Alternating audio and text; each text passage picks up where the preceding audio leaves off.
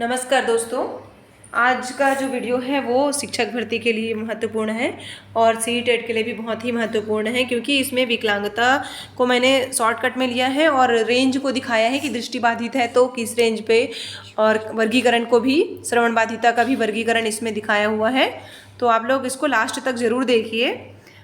किसी भी कार्य को करने के लिए शारीरिक, मानसिक तथा बौद्धिक क्षमताओं और योग्यताओं की आवश्यकता होती है। यदि कोई व्यक्ति या बालक किसी कार्य को शारीरिक या मानसिक रूप से करने में असमर्थ होते हैं तो उसे हम क्या कहते हैं? विकलांग कहते हैं। एक परिभाषा और लेते हैं। सैमुअल ए किर्क के अनुसार वो क्या कहते हैं कि वह बालक जो सामान्य बालकों से शारीरिक, बौद्धिक, सामाजिक, संवेगात्मक विशेषताओं से भिन्न होते हैं और गुणों को अधिकतम सीमा तक विकसित करने की विशेष कक्षा का प्रबंधन करना पड़ता है।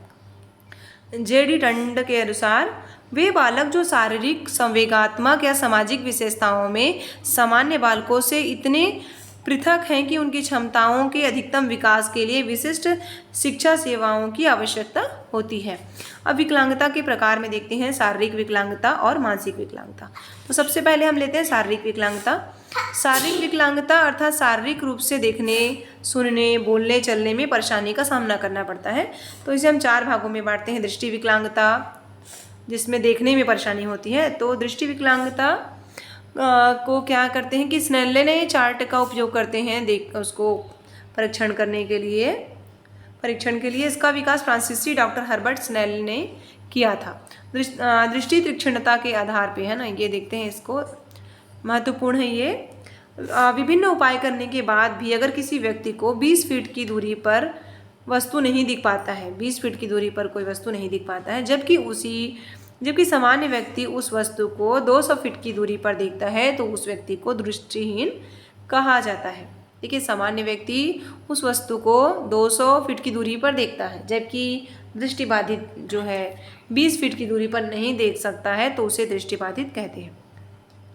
दृष्टि तीक्ष्णता को 200 के रूप में लिखा जाता है। यह प्रदर्शित करता है किसी व्यक्ति को किस किस दूरी तक देखा जा सकता है, देख सकता है, हाँ बोल, के आधार पर। दृष्टि विकृत व्यक्ति के देखने के क्षेत्र का 200 से अधिक नहीं होना चाहिए। उनकी दृष्टि तीक्ष्णता 20/200 से अच्छा होना चाहिए, से अधिक अच्छा होना चाहिए। अब वर्गीकरण हम देखते हैं, ये इम्पॉर्टेंट है। आंशिक दृष्टिबाधित बालक। आंशिक दृष्टिबाधित बालक मतलब ऐसे बालक हैं जिनकी दृष्टि बाधित तो है पर वो देख सकते हैं। उन्हें उत्तम लेंस या फिर दर्पण का यूज़ करके हम मतलब ऐसी इनकी दृष्टिबाधिता को कम कर सकते हैं, वो देख सकते हैं। और पूर्ण रूप से अंधे बालक मतलब वो पूर्ण रूप से अंधे हैं, उनको किसी भी प्रकार से वो देख नहीं सकती है। आंशिक दृष्टिबाधित बालक को एक बार देख लेते हैं। आंशिक रूप से दृष्टिबाधित बालक वह होते हैं जो कि बड़े अक्षरों को उत्तम लेंस की सहायता से पढ़ सकते हैं। इनकी दृष्टि क्षमता 20 से 70 तक उत्तम आँख में होती है। यह 20 फीट की दूरी तक देख सकते हैं।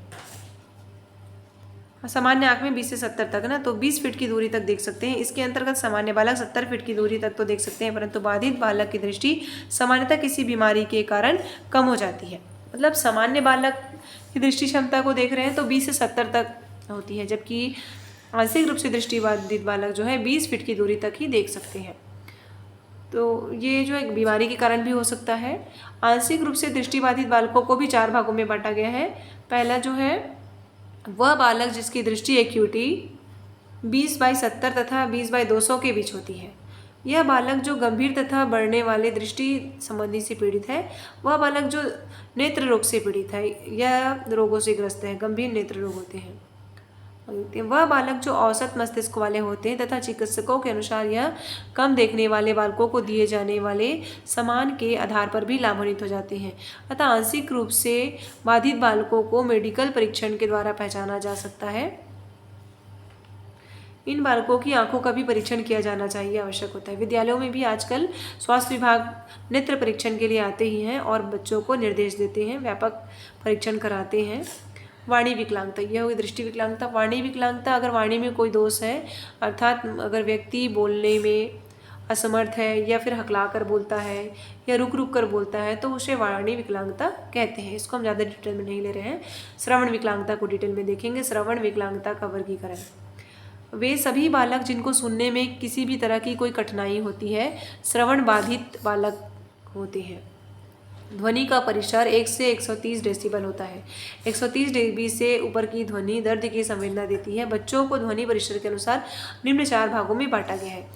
कम श्रवण बाधित बालक। कम श्रवण बाधित बालक जो है वो उनकी श्रवण बाधिता जो है 27 से 40 dB की श्रवण बाधिता होती है। कम श्रवण बाधित बालक सामान्य स्तर की बातचीत को तो सुन लेता है, परंतु धीमे स्तर से बोलने पर बालक नहीं सुन पाता।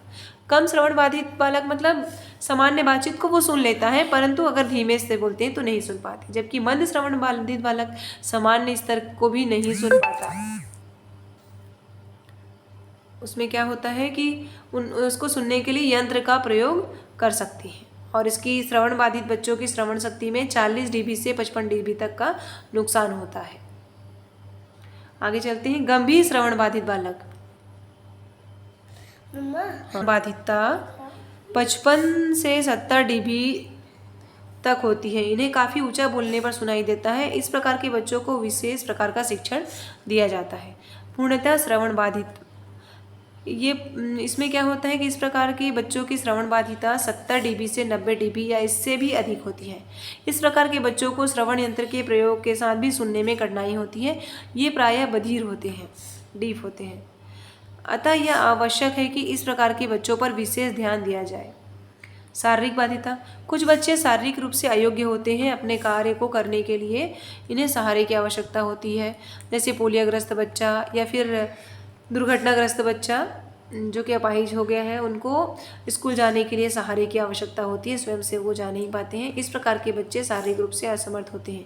इनको क्या कहते हैं? शारीरिक विकलांगता वाले बच्चे कहते हैं। और ये शारीरिक विकलांगता उनके जीवन को प्रभावित करती है। अब हम चलते हैं मानसिक विकलांगता की ओर। बोलो। तो उसमें क्या है कि अधिगम असमर्थ होते हैं और मंदबुद्धि, 2 भाग में इसको बांटते हैं मानसिक विकलांगता को। तो अधिगम असमर्थ होते हैं, ये बहुत मतलब कक्षाओं में पहचान भी नहीं आते हैं। सामान्य अगर देखेंगे सामान्य नज़र आते हैं, किंतु जीवन के प्रत्येक क्षेत्र में सामान्य बालकों से पीछे रहते हैं। ये अधिगम असमर्थ बालक है, इनको सीखने में कठिनाई होती है। मानसिक मंदित नहीं है, फिर भी इन्हें पढ़ने लिखने समझने में ये असमर्थ होते हैं। किसी भी चीज़ को सामान्य रूप से नहीं सीख पाते हैं। मानसिक मंदता, इस श्रेणी में वे बालक आते हैं जिनकी बुद्धि लब्धि 90 से कम है, अर्थात सामान्य बालकों से इनकी बुद्धि लब्धि कम है। इसको मानसिक विकलांग या मानसिक मंदन भी कहते हैं। अब इसको हम वर्गीकरण देखेंगे। बहुत सारे इसके वर्गीकरण है, लेकिन हमने ये वाले वर्गीकरण को लिया है जिसे अमेरिकी शिक्षाविदों द्वारा मौलिकता प्रदान की गई है। उसे NCERT नई दिल्ली द्वारा भी मान्यता प्रदान की गई है। इस वर्गीकरण में देखते हैं चिकित्सकीय वर्गीकरण, मेडिकल क्लासिफिकेशन। इसमें अलग अलग है: संक्रमण या उत्तेजना वाले, पोषण, ट्रोमा, भयंकर दिमागी बीमारी, जन्म से पहले के प्रभाव, क्रोमोसोम की असामान्यता, ये सभी कारण है उसके मानसिक मंदता के। और उस प्रकार से मानसिक मंदित बालक भी होते हैं। भ्रूणावस्था या गर्भावस्था संबंधी विकार, मनोवैज्ञानिक विकार, वातावरण का प्रभाव। अब मनोवैज्ञानिक वर्गीकरण के आधार पर देखते हैं, मतलब IQ के आधार पे, है ना। सामान्य जो मंदिता है IQ के आधार पे देखते हैं तो उनका IQ होता है 50 से 70 के बीच। और मध्यम वर्गीय मंदिता जो होते हैं IQ, उनका वर्गीकरण है 35 से 49, 35 से 49। और गंभीर मंदिता जो है 20 से 34, इनके IQ क्या है 20 से 34। अति गंभीर मंदित जो होते हैं उनका जो IQ है वो है बिलो 20। शैक्षणिक वर्गीकरण के आधार पर देखते हैं, एजुकेशनल क्लासिफिकेशन कर देखते हैं तो इसमें है शिक्षित किए जाने वाले बालक का IQ 50 से 75 के बीच, और प्रशिक्षित किए जाने वाले बालक है 25 से 50 के बीच। प्रशिक्षित न किए जाने वाला बालक जिनकी बुद्धि लब्धि है IQ है वो 25 के कम होते हैं। यह विभिन्न प्रकार का वर्गीकरण मानसिक मंदित बच्चों की शिक्षा, उनके व्यवहार व स्व स्तर के बारे में समझ के एक स्तर को विकसित करते हैं, अर्थात उनको समझने में सहायता प्रदान करते हैं। Thank you so much.